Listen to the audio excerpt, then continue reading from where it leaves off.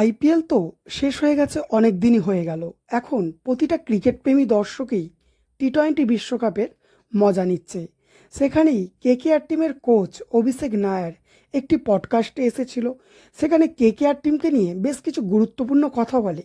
সে জানায় যে KKR team তো চ্যাম্পিয়ন হয়েছে, কিন্তু দুঃখের বিষয় এবারে যে অকশনটি হবে সেটা মেগা অকশন, যার কারণেই কেকেআর টিমকে অনেক স্ট্রাগেলের মধ্যে পড়তে হবে।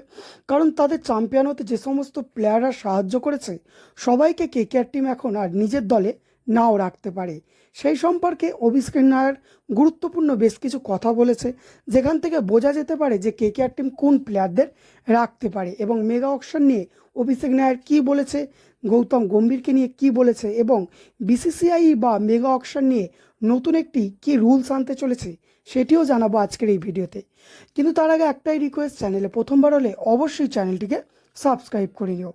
দেখো, মেগা অকশন নিয়ে তো অবশ্যই মনে একটা ভয় প্রতিটা ক্রিকেট প্রেমী দর্শকেরই থাকে, আবার কিছু দর্শকের আনন্দ থাকে।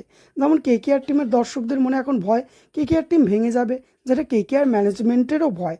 কারণ 4টি প্লেয়ারকে রিটেন করতে পারে এখনও পর্যন্ত অকশনের নিয়ম অনুসারে। সেই জন্য অভিষেক নায়ার জানায় যে যদি 4টি প্লেয়ারকে রিটেন করতে হয়, যার মধ্যে আন্দ্রে রাসেল, সুনীল নারিন দুটো ফিক্সড প্লেয়ার, শ্রেয়াস আইয়ারকে তারা রিটেন করবে, তাহলে বাকি কাকে রিটেন করবে? ফিল সল্টকে করবে, নাকি রিঙ্কু সিং, নীতিশ রানে, ভেঙ্কটেশ আইয়ার, বরুণ চক্রবর্তী, কাকে করবে? তারা পাজেল হয়ে যাচ্ছে। সেই সম্পর্কে তারা কোনো সিদ্ধান্ত নিতে পারছে না। তাই জানিয়েছিল অভিষেক নায়ার অন্তত 5টি প্লেয়ারকে যদি রিটেন করা যেত খুব ভালো হতো। সেক্ষেত্রে তাহলে 5টি কোন প্লেয়ারকে কেকেআর টিম রিটেন করতে যাচ্ছে? যদি একটা প্রেডিকশন করা যায়, সেক্ষেত্রে বোঝাই যাবে যে অবশ্যই আন্দ্রে রাসেল, সুনীল নারিনকে তো রাখবেই, বরুণ চক্রবর্তী, শ্রেয়াস আইয়ারকেও রাখবে। এই 4টি প্লেয়ারকে রাখছে, কিন্তু 5 নম্বর প্লেয়ারটা কে হবে? নীতিশ রানে, রিঙ্কু সিং, নাকি হর্ষিত রানে, বৈভব অরোরা? সেটা বোঝা মুশকিল। তবে 90% চান্স হর্ষিত রানে। তোমাদের মতামত অবশ্যই কমেন্টে জানাতে ভুলো না। এবার যদি বিসিসিআই কি নতুন রুলস আনতে চলেছে সেই সম্পর্কে যদি বলা যায়, দেখো, বিসিসিআই আইপিএল মেগা অকশন নিয়ে একটি ড্রাফট প্রকাশ করেছে, যেখানে সে জানিয়েছে যে মানে কোন টিমের কীরকম বিগত 5 বছরের পারফরমেন্স গেছে, সেই টিম সেইভাবে প্লেয়ারদের রিটেন করতে পারে। মানে এটা খুব বাজে একটি নিয়ম। মানে ধরো, কেকেআর টিমের বিগত 5 বছরের পারফরমেন্স যদি খারাপ যায়, কেকেআর টিম 3টে প্লেয়ার রিটেন করতে পারবে। আর যদি মুম্বাইয়ের পারফরমেন্স ভালো যায়, তাহলে মুম্বাই 5টা প্লেয়ার রিটেন করতে পারবে।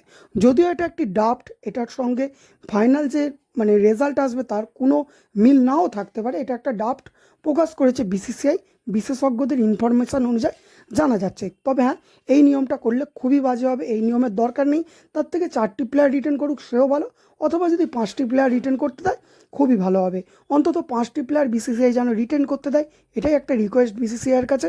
এবং তোমাদের মতে কেকেআর টিম কোন প্লেয়ারগুলোকে রিটেন করবে, আর বিসিসিআইয়ের কটি প্লেয়ার রিটেন করার রুলস বের করা উচিত বলে তোমাদের মনে হয়, সেটিও কমেন্টে জানাতে ভুলো না। তো এই ছিল আজকে সম্পূর্ণ ভিডিও। আশা করি ভালো আছো, ভালো থাকবে। দেখা হচ্ছে পরের ভিডিওতে।